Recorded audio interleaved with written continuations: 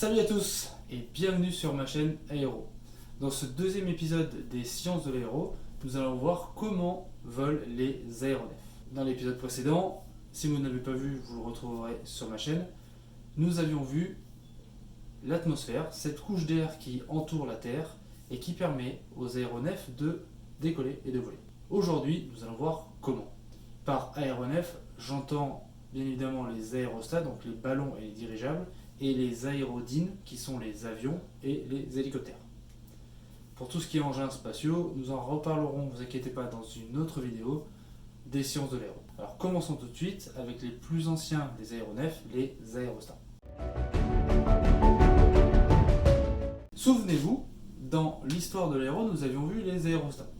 Les aérostats, ce sont des aéronefs avec un important volume de gaz plus léger que l'air, donc ça peut être de l'air chaud, de l'hydrogène qui était massivement utilisé au début du XXe siècle pour les dirigeables et les ballons, et aujourd'hui l'hélium qui est utilisé dans la majorité des cas. L'architecture des dirigeables est très différente des ballons, certes, mais le principe qui les permet de voler reste le même. C'est la poussée d'Archimède. La poussée d'Archimède, qu'est-ce que c'est ?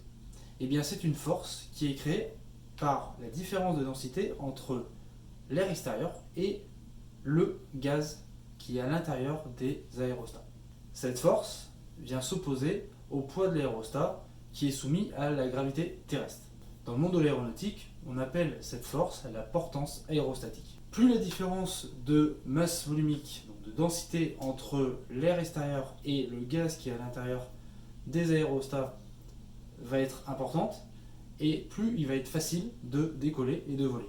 C'est pour ça que l'hélium est un parfait candidat, parce qu'il a une densité 7 fois inférieure à celle de l'air. Alors ça c'est pour monter. Pour descendre, l'aérostier va utiliser un système de soupape. Donc ce sont des clapets qui se situent sur le ballon, donc ça peut être situé au-dessus ou sur les côtés. Ça va permettre de libérer un certain volume du gaz qui est contenu à l'intérieur de l'aérostat. Ça va permettre de diminuer le volume occupé dans l'air par l'aérostat. Et c'est ça qui va permettre à l'appareil de descendre. Pour les dirigeables, il en existe plusieurs types, mais le principe qui les permet de voler reste le même que les ballons.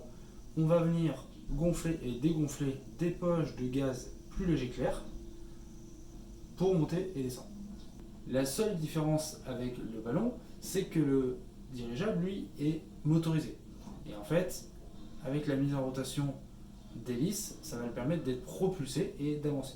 En effet, lorsque des hélices avec un certain profil sont mises en rotation autour d'un axe, l'air va être propulsé vers l'arrière de l'aéronef. Par le principe d'action-réaction de Newton, le volume d'air qui va être propulsé vers l'arrière va avoir une réaction sur l'aéronef et donc va le faire avancer. Par contre, comme le dirigeable avance dans l'air, il va se rapprocher pas mal des aérodynes, donc des avions et des hélicoptères, au niveau des phénomènes aérodynamiques qui vont se passer autour. Ça, nous allons voir dans la partie aérodyne.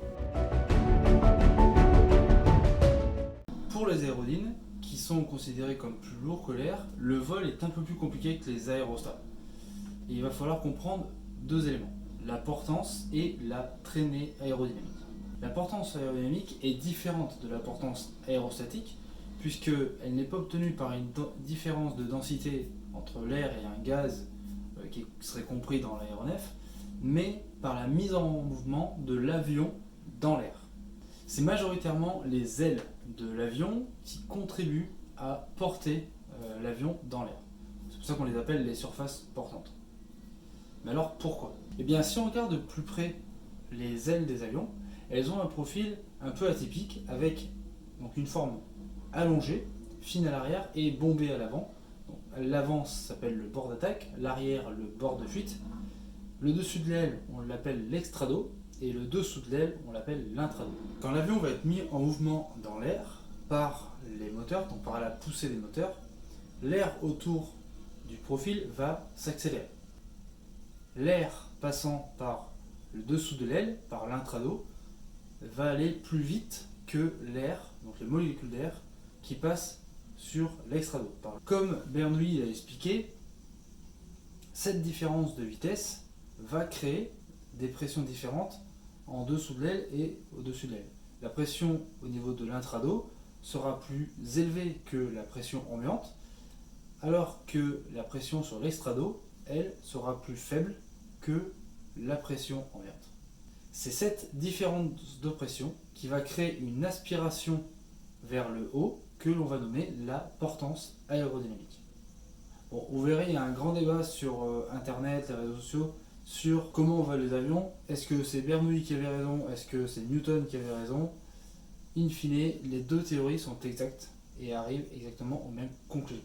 À ça donc va s'ajouter la traînée qui en fait est due donc, à la forme de l'appareil, donc qui va ralentir l'avion dans son mouvement et qui est en fait le frottement de l'air sur les surfaces de l'avion. Enfin, on appelle la finesse d'un avion, d'un appareil, le rapport entre son coefficient de portance et son coefficient de traînée. Ainsi, à ces deux forces donc de portance et de traînée aérodynamique, on va ajouter donc la poussée des moteurs qui va s'opposer à la traînée et le poids de l'avion qui le tire vers le sol qui va s'opposer à la portance. Et donc ensuite, donc ça veut dire que notre avion est à l'équilibre et c'est comme ça que les avions volent.